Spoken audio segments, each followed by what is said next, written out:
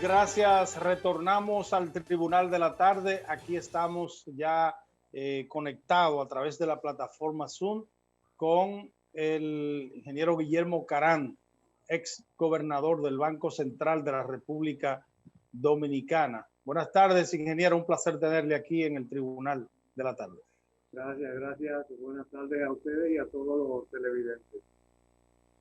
Don Guillermo, para iniciar esta conversación, nosotros, a raíz de la confirmación del actual gobernador del Banco Central, que ya tiene unos cuantos añitos allí,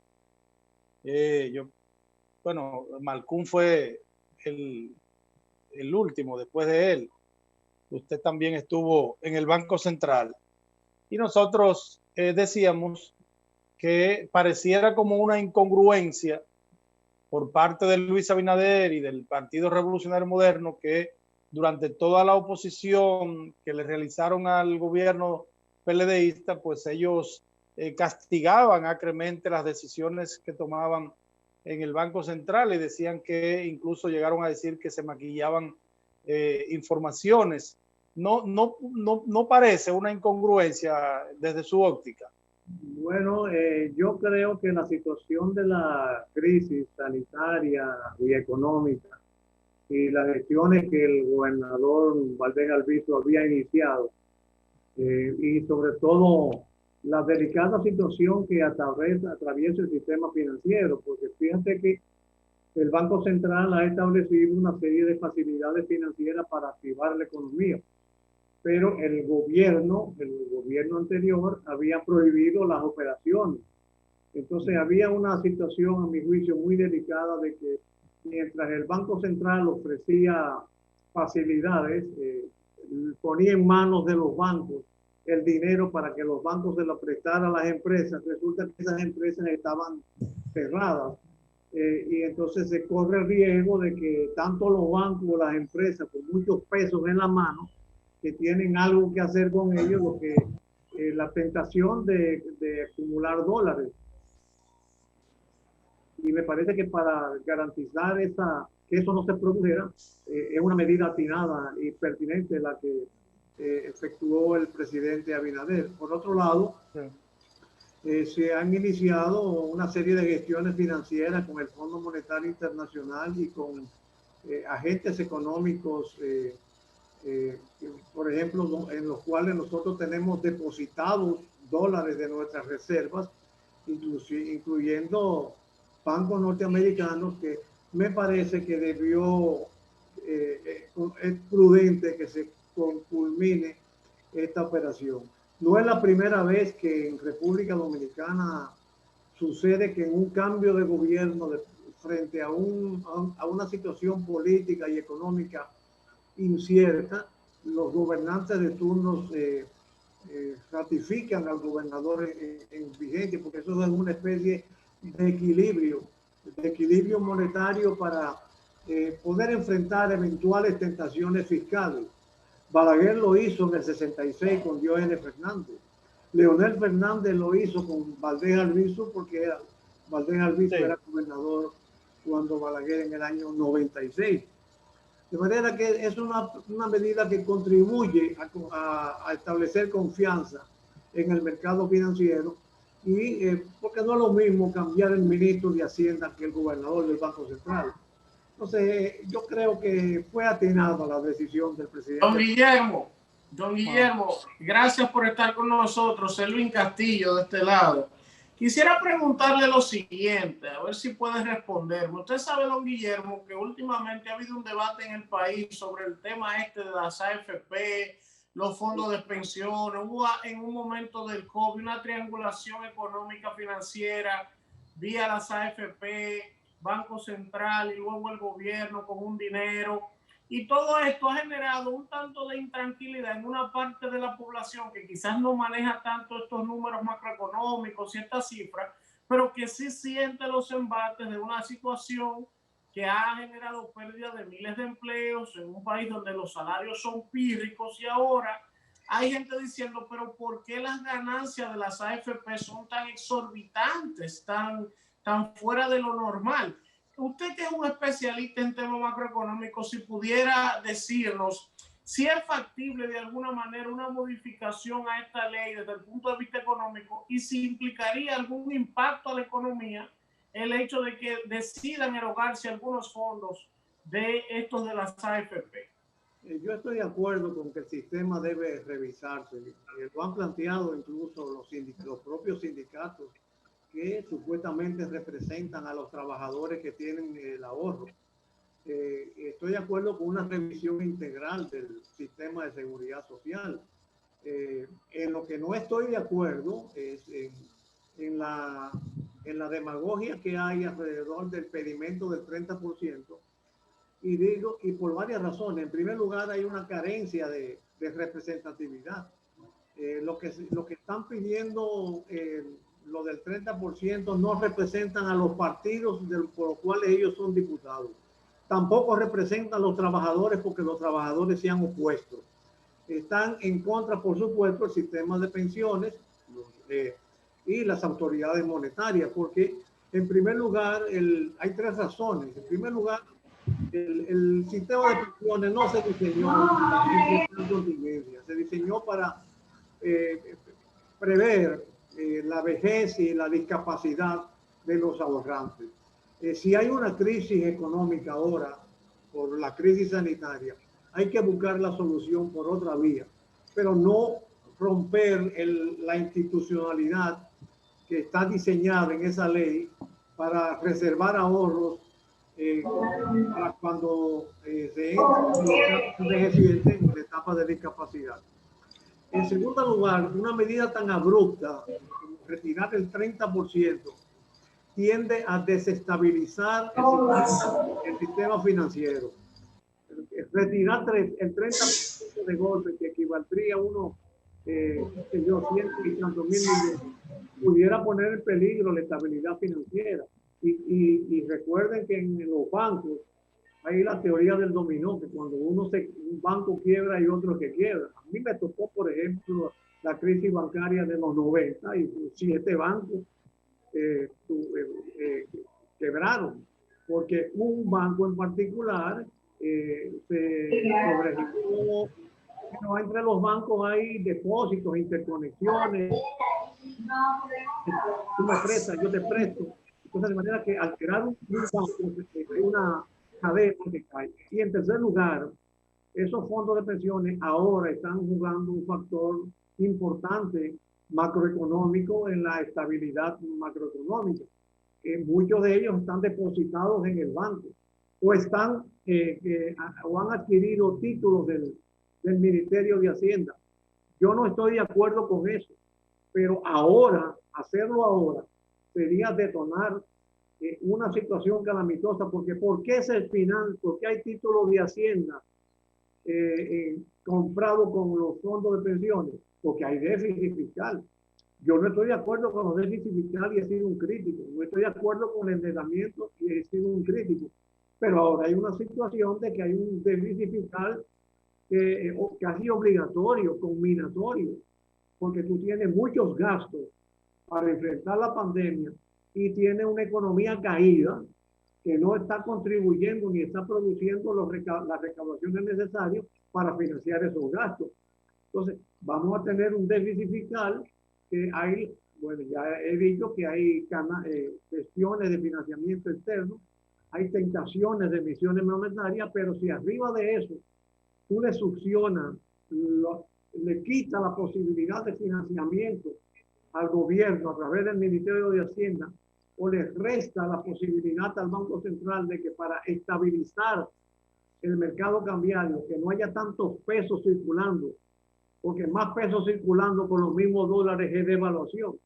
Entonces yo creo que es un asunto que hay que verlo con mucha responsabilidad, porque de repente provoca un estado devaluatorio e inflacionario que perjudica a los mismos que están reclamando que se le den el 30%, que en el fondo tú no sabes quiénes son, porque ningún sindicato ha reivindicado ese reclamo para sus trabajadores. Ningún partido político lo ha hecho suyo. Hay legisladores de un partido que esa ha sido su consigna, pero ellos tienen sus intereses personales que hay que respetárselos, pero que no afecten el interés nacional. Don Guillermo, usted toca un tema dentro de la explicación de las AFP. Usted tocó el tema del déficit. Está vinculado, por supuesto, a la deuda pública. Y por supuesto que estamos de acuerdo en que es un tema ya combinatorio. El COVID-19 ha generado una crisis sanitaria y económica en donde las recaudaciones sencillamente se han desplomado y el gobierno tiene que buscar mecanismos de financiamiento. Ahora bien, ¿en qué lugar dejaría esto a una deuda pública consolidada que venía increciendo y que inclusive uno llegó a cuestionar en los medios de comunicación que en los gobiernos de Danilo Medina la deuda creció de manera fabulosa a pesar de que seguía creciendo la economía? Pero ahora tenemos esta realidad y nos gustaría saber, dentro de su opinión, qué pudiera esto generar adicional en el nivel de la deuda que se pudiera elevar por encima del 60% del Producto Interno Bruto. Bueno, ahora hay una tolerancia internacional y una comprensión internacional porque la crisis no es nacional, es mundial. La crisis, el virus vino de afuera y de afuera tienen que venir los recursos para encararlo. Yo diría que estamos en una especie de transición, porque hasta Estados Unidos, por ejemplo, está amenazado por China si siguen los pleitos de retirarle los depósitos y entonces armar un caos. Pero un caos mundial no le conviene a nadie. Acuérdate en la crisis del 2008, la crisis hipotecaria financiera, que incluso hizo que el Fondo Monetario Internacional cambiara de filosofía. El Fondo Monetario Internacional antes era un organismo de ajuste, de reducción de gastos. Acuérdate lo que pasó aquí con Jorge Blanco, lo que pasó en Venezuela con las políticas de austeridad. Con Andrés Pérez. Pero, ¿qué pasó en el 2008? Con la crisis hipotecaria financiera, que el sistema financiero norteamericano colapsó, que el grupo de los 20 países más desarrollados dijeron, no, nosotros tenemos que salvar la economía norteamericana, y se inventaron un fondo de 20.000 millones de dólares para que a través del fondo se le prestara a los gobiernos, para que los gobiernos prestaran y activaran la economía, para que los gobiernos gastaran y activaran la economía y así animar indirectamente la economía norteamericana. Entonces, aquí estamos todos en un mismo barco. Yo creo que hay que entrar en un paréntesis y mira que lo digo muy a mi pesar, porque ustedes deben saber que yo fui uno de los que mantenía una crítica constante al exceso de endeudamiento. Yes. Hay que entrar en una especie de paréntesis. Lo lamentable es que estábamos muy endeudados antes de la pandemia y que había muchos déficits de la pandemia. Si hubiera existido, por ejemplo, superávit fiscal, cuando Balaguer existía lo que se llamaba la reserva presupuestaria, o sea que Balaguer reservaba el 5% de las recaudaciones para cualquier contingencia. Pero ahora no, ahora le cogió a esta pandemia, le sorprendió al gobierno en déficit. No, y tuvo necesariamente que recurrir a maniobras financieras como la que recurrió y siguió recurriendo. Entonces yo creo que un poquito el 60% ese hay que flexibilizarlo porque para que nos salvemos todos, la facultad emisora tiene que ser usada y ojalá y no tenga que usarlo el Banco Central Dominicano, sino que emitan fondos internacionales, aquellas potencias que tienen menos riesgos de caer en procesos de evaluatorio inflatorio, sobre todo porque tienen como activo algo que nosotros no tenemos. Ellos tienen como un intangible en activo, que es su condición de potencia.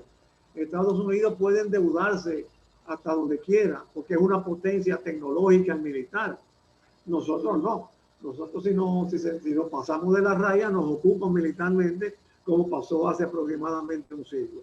De manera que yo creo que hay que flexibilizar y ojalá las convicciones y ojalá podamos recurrir a financiamiento externo y que ese problema, con eso trasladamos el problema al exterior, que fue de donde vino el virus.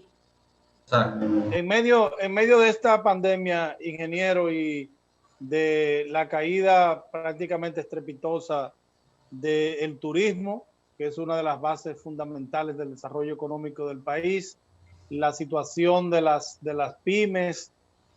¿Cuáles son los retos que debe enfrentar el presidente Abinader y la nueva gestión del PRM? Bueno, yo creo que hay un reto inminente que es animar la producción, reactivar la economía. Reactivar la economía, porque reactivando la economía tú generas producción para satisfacer necesidades, y a veces se piensa que la satisfacción de necesidades no es importante en este esquema, o como que se pierde de vista.